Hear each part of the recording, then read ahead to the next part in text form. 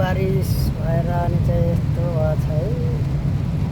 और देखो भैया पानीले यस्तो पानी आउँछ। अहिले म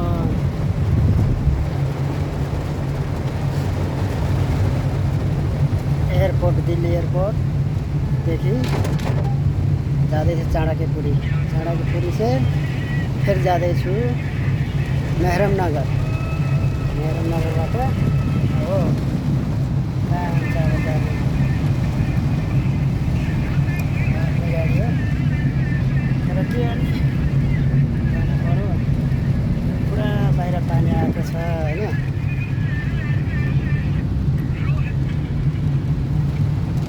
पुरा लाग्नुहोस् त पानीले कस्तो गराएको छ। आजले अब के गर्ने त अब जानै पर्यो है। त्यस्तो छ नभए अब ट्रान्सफर भयो। अब चाणक्यपुरीबाट अनि मेहरम नगर फेरि मेरो ट्रान्सफर। अब मेहरम नगरबाट फेरि नेपाल टु काठमाडौँ जाँदैछु। मेरो अब लाइफ जिन्दगी भन्ने यता र उता गर्दाखेरि यस्तै नै हुने भयो यार। के गर्ने जिन्दगी यस्तै छ। के गर्ने त अब आफूलाई टेन्सन छ।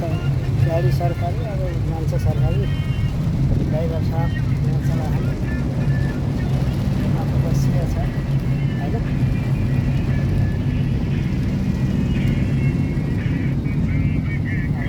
त्यही त नि जिन्दगी भन्ने कहिले दुःख कहिले सुख कहिले रुना कहिले हाँस्न त भइहाल्छ नि।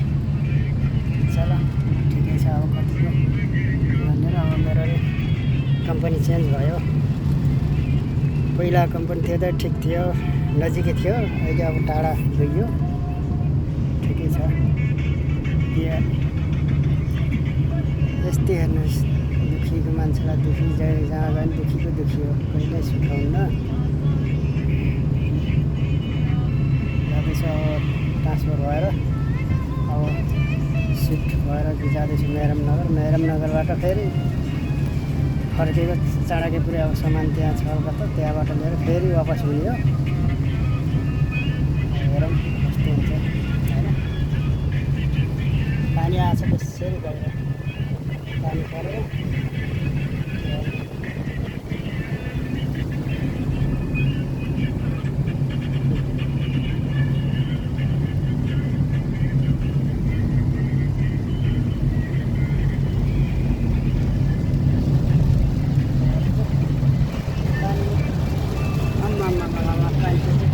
पानी परेको छ।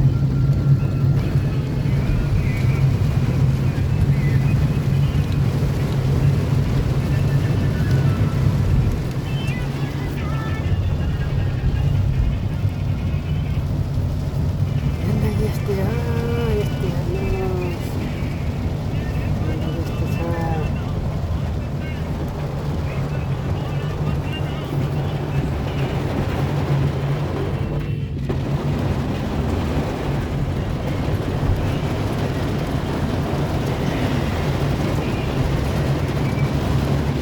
साह्रै दिक्कत गरायो।